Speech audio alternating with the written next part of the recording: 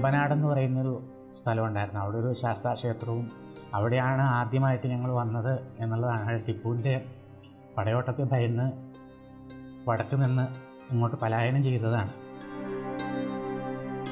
പക്ഷേ അവിടെ ഒരു ശാസ്താക്ഷേത്രവും ഗണപതി ക്ഷേത്രവും ഉണ്ടായിരുന്നു. അപ്പോൾ ആ ഗണപതി വിഗ്രഹം 18-ാം നൂറ്റാണ്ടിൽ ധർമ്മരാജാവിൻ്റെയൊക്കെ കാലഘട്ടത്തിൽ തിരുവനന്തപുരത്തേക്ക് കൊണ്ടുപോയി. ബാക്കിയുള്ള സ്വർണ്ണശേഖരം എല്ലാം ഈ പ്രദേശത്ത്, ഇതൊക്കെ കൊടും വനാന്തരമായിരുന്നു. കിണറുകൾ ഉണ്ടാക്കി ഈ സ്വർണ്ണമൊക്കെ ഇവിടെ സ്റ്റോക്ക് ചെയ്തു എന്നാണ് പറയുന്നത്. നൂറ്റാണ്ടുകളുടെ സാമൂഹികവും സാംസ്കാരികവും ആത്മീയതയുടെയും ഒക്കെ പ്രതീകമായ നാഗഞ്ചേരി മന. അറിയാം വിശേഷങ്ങൾ നിങ്ങളുടെ സ്വന്തം ഹെറിറ്റേജ് ബൈറ്റ്സിലൂടെ.